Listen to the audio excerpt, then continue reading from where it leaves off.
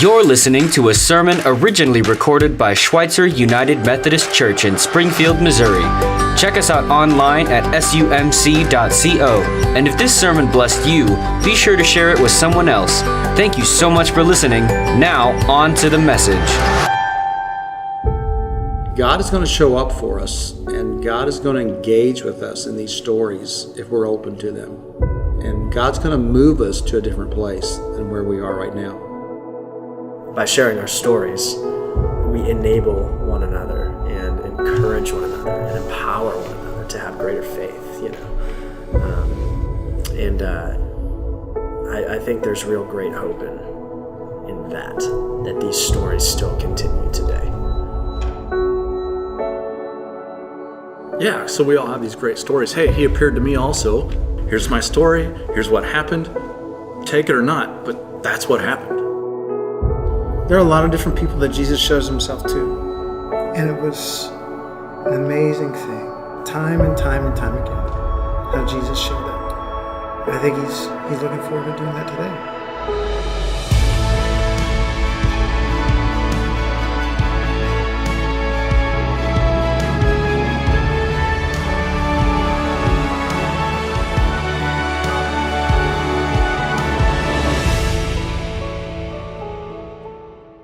Good morning. I'm Pastor Jason, one of the pastors here at Schweitzer. It's a joy to be with you today. I want to tell you about Olive. A few weeks ago, I was walking through the Grodno preschool, and I popped into one of the classrooms to talk with one of the teachers, and there was a little girl. I didn't realize it was nap time when I came in, but there was a little girl who was struggling to take a nap. And she was by the door. I guess that's, if you struggle to take a nap, you go by the door. It's the place you go. But she was by the door, and I started to interact with the teacher, and this little girl from behind me, she started talking to me. She's like, hello. And I'm like, hello. And she said, what's your name? And I said, my name's Jason. What's your name? She said, Olive. I said, Olive, is Popeye here today?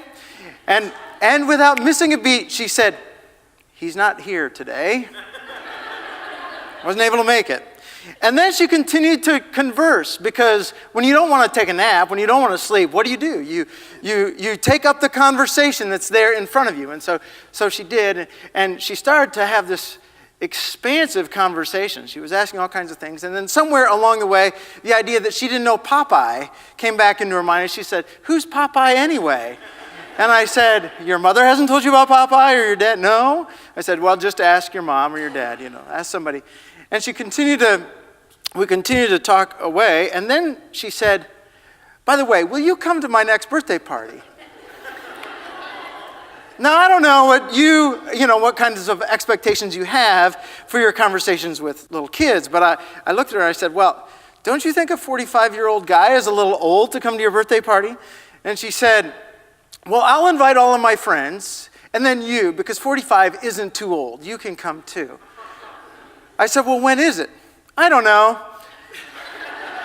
And that's where the conversation ended, right then. As I left that classroom, I could not get away from that conversation, because it's precocious. Here's this little girl thinking big thoughts, thinking all kinds of things. It reminded me in that moment that kids have this incredible ability to wonder and to ask questions and to engage and to live life without boundaries that many of us begin to accept along the way. The other thing it reminded me is that kids see things. They see all kinds of things. And as I left that classroom, and as I've thought about that conversation for some time now, it's almost as if the Spirit has been speaking to me, asking me questions like, what are you seeing? Or what are you not seeing? What are you observing and what are you missing? Olive seemed to be observing all kinds of things. And maybe my 45-year-old eyes are not as bright, or they're not as open as hers were. The next several weeks, as Pastor Jim talked about, mentioned, we're going to be in a series called He Appeared to Me Also, where we pick up on a line from the Apostle Paul in 1 Corinthians 15, where he talks about the reality that Christ has a way of showing up and introducing himself. And as you saw in the bumper video, we really do believe that Jesus not only did he show himself to a lot of people after his resurrection, but Jesus has a way, and he has desire, he longs to show up in front of us, to us. He wants to say something to each and every one of us, and he really wants us to see him. To come to the place where we can say, he appeared to me too. This morning we're going to look at the story from the Gospel of John. It's John chapter 20, where Mary has an encounter with Jesus, Mary Magdalene. The Gospel writer writes these words: Mary was standing outside the tomb crying, and as she wept, she stooped and looked in. She saw two white-robed angels, one sitting at the head and the other at the foot of the place where the body of Jesus had been laying. "Dear woman, why are you crying?" the angels asked her. "Because they've taken away my Lord," she replied, "and I don't know where they've put him." She turned to leave, and she saw someone standing there. It was Jesus, but she didn't recognize him. "Dear woman, why are you crying?" Jesus asked her. "Who are you looking for?" She thought he was the gardener. "Sir," she said, "if you've taken him away, tell me where you've put him, and I will go and get him." "Mary," Jesus said. She turned to him and cried out, "Rabboni," which in Hebrew is teacher. "Don't cling to me," Jesus said, "for I haven't yet ascended to the Father. But go find my brothers and tell them, I am ascending to my Father and your Father, to my God and to your God." Mary Magdalene found the disciples and told them, "I have seen the Lord." Then she gave them his message. The word of God for the people of God. Thanks be to God. When we open this text and we see this story, and you can begin to see what it might look like with the help of some iconography, we know that Mary is there at the tomb of Jesus. In fact, this is the second time that John tells us that Mary has come to the tomb. The first time she came early in the morning with some other women, and she brought spices. And they had come with the intention that they were going to anoint the body of Jesus, because the night when he was buried in that place, he wasn't anointed. So they had brought spices. In fact, Luke tells us that Mary had gone out the night he was crucified, and she bought a bunch of spices. And so they've come this morning to anoint his body. But when Mary and the other women got there, the stone was rolled away, the tomb was empty. And she went and she found some of the disciples, and with Peter and John, she hurried back to the tomb to take another look. And John is really clear in telling us in that moment that when she looks in, she sees a couple figures, but not exactly what she's expecting to find. Well, who is this woman named Mary?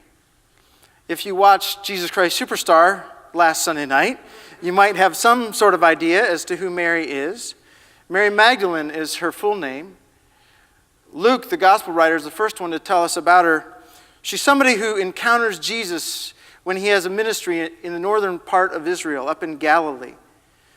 Luke will tell us, and Mark also tells us, that Mary is somebody who's had 7 demons in her, and Jesus cast those demons out. What those demons were, we're not really told what they were. How they got there, we don't know. One of the things we simply know is that Mary, at some point in her life, early in Jesus' ministry, Mary and Jesus met. And it was a powerful meeting. God met her in that place, and God delivered her, God freed her. So much so that Mary and a number of other women become people who travel with Jesus. We don't always see the women who travel along with Jesus and the disciples. Many times we'll talk about the 12, right? And we do that to the detriment of the women who are here among us today. Because there were women who were encouraging this band that traveled with Jesus. In fact, Luke will tell us that they oftentimes paid the freight of that traveling band. So here is somebody in Mary, who's got means and she's got resources, and she believes in what Jesus is doing and the message Jesus is saying and delivering. And Mary's also somebody who travels with Jesus in good times and bad times. One of the last pictures we see of Mary before she comes to this place of being at the tomb is at the cross. In the theater, when death reaches out and grabs a hold of Jesus. When a number of the other disciples run away, Mary stays close. And she's there at the foot of the cross when Jesus takes his last breath. And in fact, one of the other gospel writers, it's Matthew, will say that when they take the body of Christ down, Mary's there to watch it. And she watches as they take the body to the tomb that he's laid in, and they close the tomb with the stone. Mary is somebody who loves Jesus deeply. She's been touched by him. She's been freed by him. And there is not one thing that can scare her away in that moment. There's nothing that can scare her away from seeing what happens to Jesus. She is somebody who loves deeply and much. And she never expected the story to turn out as it's turning out. And her heart, I don't know if you see it. If you see it through her tears, but her heart is broken, deeply broken. And she is a woman who at the moment when she stands in front of the tomb is grieving and is filled with grief. It's kind of that sense of grieving that John will tell us she's unable to recognize who is present when she looks into the tomb. Because here on this second moment she looks in and John says there are a couple of angels that are there present to her and she begins to talk with them. But her conversation is really rather pedestrian. Most of the time when people in the Bible encounter an angel, they get the tarnation scared out of them. I don't know if you've ever noticed that. I don't know if you've ever seen an angel, but every time somebody in the scriptures sees an angel, the scriptures say they're shaking in their boots with fear. And Mary sees a couple of angels, and it is a pedestrian conversation like, what have you done with this body? Like, I want to know what you've done with this body that was laid here. She expects to have some kind of answer from them. And they don't have an answer for her. So she turns around. She's longing to find the one that she has loved, to know where he is. She's invested so much with what Jesus was doing. And so, John says, she turns around and she sees somebody else. She sees what she thinks is a gardener. Do you think you have good eyesight? You think you see things well? I think I tend to see things pretty well. We've got a couple of pictures. I wonder if you can see. What do you see here?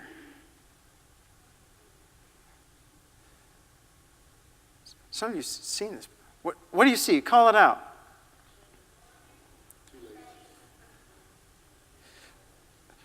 Two faces, one woman. Anybody see two? How do you see two?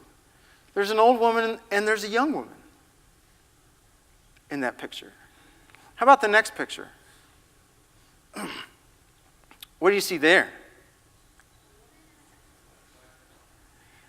Saxophone and a woman? You see those two things?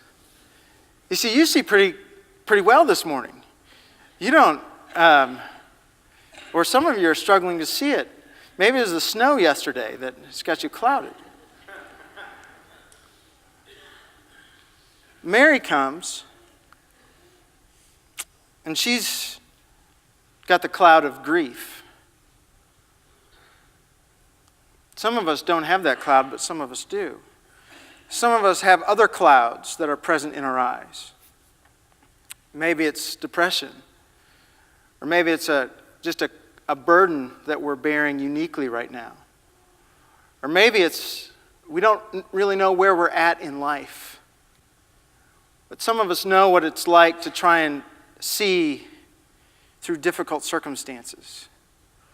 And most of us know that sometimes, even in the best of circumstances, it's hard to see everything that's going on.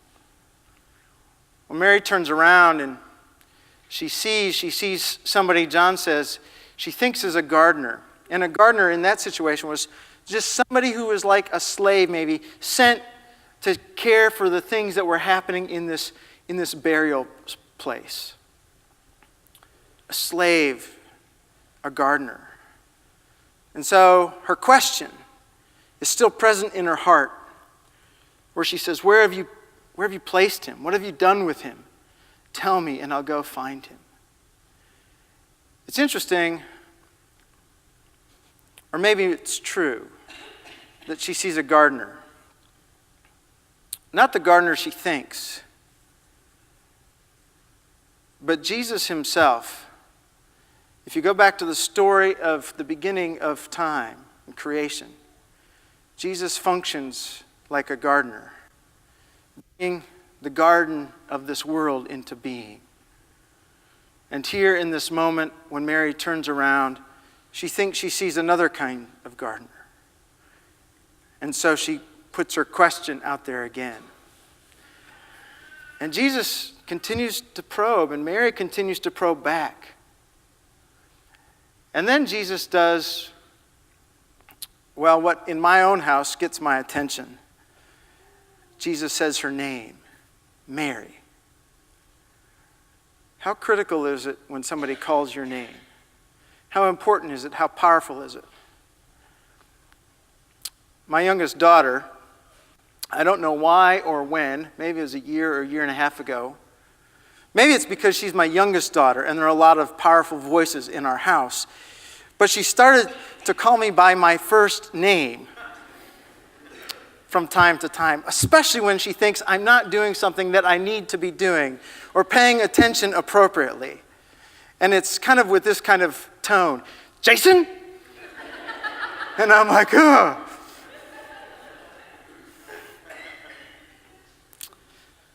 Jesus calls her Mary.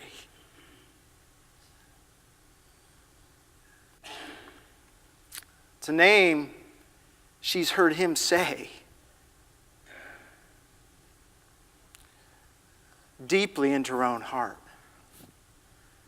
And in that moment, in that sliver of space,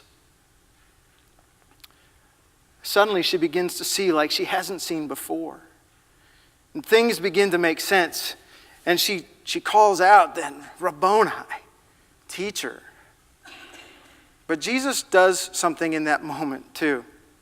Does something that I've struggled to get my mind and my head around, wrap it around her. Because Mary seems to reach out and she longs to grab for him, maybe like she's done in the past. And Jesus says something to her very unique in that moment. Don't grab hold of me. For I've not ascended, but I'm going to my Father and your Father. Go and tell my brothers. Jesus, in this moment, finds a way to come close to somebody who's loved him deeply, to show himself to Mary who's grieving, to give herself, or to give of himself to her, so that she can see he's really alive. Really alive. And not only to show that he's alive, but Jesus gives her something to do. N.T. Wright, writing on this passage, says, Jesus has this friendship with Mary. But in showing us this whole story, he says the friendship and the intimacy are going to be different. In fact, it's a friendship and an intimacy that's not just going to be shared with Mary or the 12, but it's a friendship and an intimacy that's going to be open to all of us. And in fact, when he sends Mary, Mary becomes the first apostle ever. She becomes an apostle to the apostles. And so, if you've ever wondered what place women could have, might have, should have within the life of the church, remember that the first two people that ever told anybody about Jesus was Mary, his mother, and Mary Magdalene, the first two storytellers of Jesus. And so Mary goes, John says, and she begins to tell. And the world's been listening to her story ever since. Mary found Jesus in her grief because Jesus showed up. He found a way to show up. What's your story? Where's the place that you see Jesus? Where's the place where Jesus talks with you? How does he connect with you? Back in the fall, my youngest brother, who was struggling with Great Depression, died. And it was and still is, a great sadness for myself and our family. At the funeral home, I came to a place where I was talking with one of my cousins who was at the time serving as a pastor, and he was also a goat farmer. It's a unique combination. And my cousin had spent a lot of time trying to help my brother through his depression. And so I went up to him and I said, "How are you doing?" He said, "Like everybody else, not very good." I said, "How's your time with God?" He said, "Yesterday, in a very audacious moment, I said, God, if you're really there, I need you to show your face." He put an adjective in there because he wanted God to really know that he wanted God to show his face. So I looked back at him and I said, "So how's that gone?" He said, "This morning when I went to the barn to do chores, to milk the goats," he said, "Jesus showed up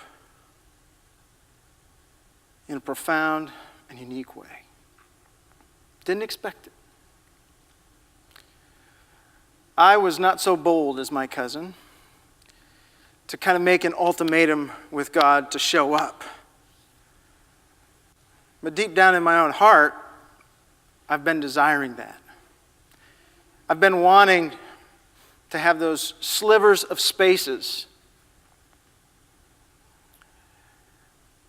And as I begin to think back over what that might look like, there are times. A couple weeks ago, I was walking through the food pantry. And one of the guys who was serving in the food pantry, he just, all of a sudden, he said, "Jason, be kind to yourself." And then he said, "When you need me, I'll call you." I'm like, I don't know what that means. When you need me, I'll call you. But he said, "Be kind to yourself."